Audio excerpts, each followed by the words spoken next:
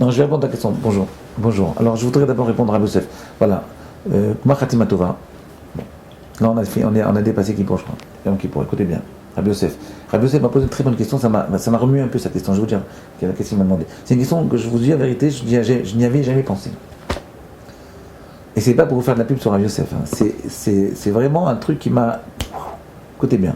Lui, il dit mais vous parlez de Pnimiyot. Vous dites que pour recevoir un impact, il faut de la Pnimiyot. Ok? Rabbi Youssef, je peux lâcher la caméra pour regarder? Non, regardez. Ils disent. Moi, je vais regarder tous les deux. On a dit le dernier cours que comment un homme il grandit parce qu'il arrive à recevoir un impact des actes qu'il fait, aussi bien positif que négatif aussi. C'est-à-dire, je fais un acte négatif, il a un impact sur mon effet. Je fais un acte positif, apprenez à recevoir des impacts de vos actes positifs que vous faites. C'est-à-dire, donner de l'intensité à vos actes pour que ça vous impacte plus, ça va vous faire construire votre personnalité. Vous voyez, il y a des gens qui ont des personnalités bidons, qui ont une personnalité légère. Oui, même quand quelqu'un il chante, des fois vous sentez que sa personnalité elle est bidon. Il n'arrive pas à dépasser l'énergie du public. Et des fois, vous sentez un type, même quand il chante, il ne parle pas. Il y a une énergie qui dépasse le public. Quand il fait une fartora, genre, vous sentez, il a une personnalité qui a de l'impact. Et une autre, une personnalité qui fait l'impact négatif, l'impact opposé. Tellement il est ennuyeux qu'il fait l'impact opposé. Ok? Comprenez? Et Rabbi Youssef, il dit donc, comment on arrive à avoir cet impact? Il faut avoir une vie intérieure. Il faut être pnimi. C'est quoi pnimi? C'est être bien avec soi-même. C'est-à-dire ne pas avoir besoin des autres. Ne pas vivre que par rapport au regard des autres, en deux mots. Rabbi Youssef pose une question incroyable. Il dit, mais est-ce que c'est quelque chose d'inné? C'est génétique? Ou c'est quelque chose qu'on travaille? Je vais vous dire, parce que vous me dites, Rabbi Youssef, vous me dites que depuis très jeune, vous sentez ça. C'est vrai que moi aussi, quand j'étais très jeune, je sentais ça. Rav Wolbe, c'est évident que Rav Wolbe, même une fois, j'étais à quelques mois avant qu'il décède, j'étais avec son fils, et il dit, mais papa, t'es né comme ça, t'es né un tzaddik. En fait, qu'est-ce que ça veut dire? Ça veut dire qu'il y a des gens qui naissent un peu avec une vie intérieure. Il y a des gens qui naissent, qui sont complètement imperméables à tout ce qui est spirituel. Ils sont fermés à ça, il n'y a que l'argent qui les intéresse. Mais c'est faux, Rabbi Youssef. Je peux vous assurer que c'est faux. C'est pas génétique, c'est pas quelque chose on ne naît pas avec. Peut-être les circonstances de la vie qui provoquent qu'il y a des gens qui sont un peu originaux. Alors, ce que vous ressentiez en fait quand vous étiez jeune, c'est pas de la plémiote. Vous étiez un peu artiste. C'est-à-dire que vous étiez un peu étonné du monde. Et vous étiez un peu en étonnement, point d'interrogation. Vous étiez étonné de voir des enfants, des fois ils vous regardent comme ça avec des yeux, comme ça. Ouais, c'est-à-dire qu'ils sont étonnés de la vie.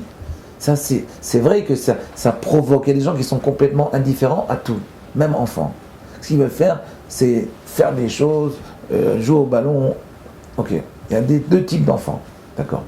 Mais ceci dit, même les gens qui sont complètement imperméables à tout enseignement de Torah, il y en a plein.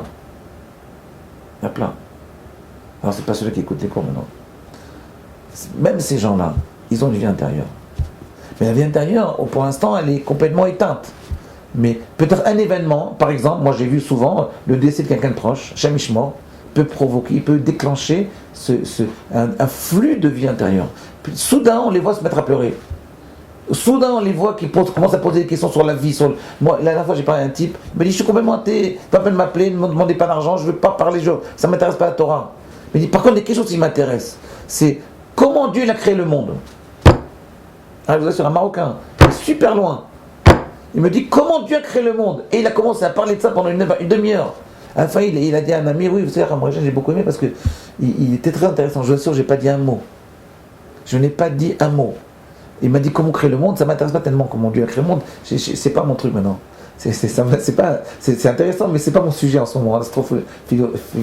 L'astrophysique, ça m'intéresse moyennement actuellement. Ça peut m'intéresser si je m'intéresse à ça, mais ça ne m'intéresse pas pour l'instant. Et ben pourquoi il a trouvé que j'étais bien? Je vous dis pourquoi, parce que je l'ai écouté, c'est tout. J'étais intéressé par ce qu'il me disait. Voilà, c'est tout. Oui. Donc en réalité, lui, il était persuadé que j'étais avec lui. C'est-à-dire que j'ai rajouté des trucs et je lui ai dit des choses très intéressantes, alors que je n'ai rien dit du tout. Vous voyez, la vie intérieure, c'est quelque chose qu'on peut construire. C'est quelque chose qu'on doit construire. Et chaque homme, chaque humain, je ne parle pas chaque juif, chaque humain, il a une potentialité de vie intérieure qu'il peut construire. Maintenant, ça ne veut pas dire qu'il ne va pas faire des avérotes. Mais ça veut dire qu'un homme, il peut, comment on y arrive? C'est ça, Soukot.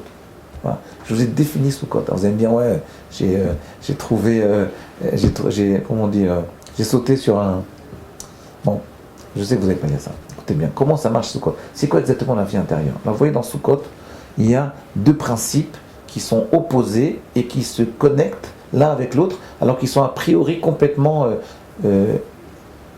inadaptés. Il y a le principe de la Souka et le principe du Lulav. Ça n'a aucun rapport. Il y a deux grands principes dans Sukkot. La Souka, le toit, la maison, et il y a le Lulav. Qu'est-ce que ça veut dire? La vie intérieure, on l'acquiert par une adaptation à ces deux principes. Le principe de la shlemut, de la maison, et le principe du lulav. Quels sont ces deux principes? Le principe de la maison et le principe de lulav. Le lulav, c'est aussi une épée. Il y a le principe de l'épée, il y a le principe de la maison. Ces deux principes-là, quand vous arrivez à les adéquater, c'est-à-dire à adhérer ces deux principes, que ça devient quelque chose d'harmonieux, pas quelque chose d'antinomique, à ce moment-là, vous atteignez une vie timide. Rabbi Yosef, il m'a dit après le cours sur Kippour, le cours dernier, il m'a dit, oui mais d'accord, vous dites c'est important, vous dites comment on peut savoir si on a une vie intérieure ou pas. Mais on ne dit pas comment on fait pour y accéder. Ben, je vais vous dire, c'est une adéquation entre ces deux principes de vie qui sont la maison et l'épée. Qu'est-ce que ça veut dire? Le lulav et la souka. Le lulav et la souka, c'est cette adéquation-là qui va créer la possibilité de vie intérieure. Réfléchissez, je vais vous laisser voir. À demain.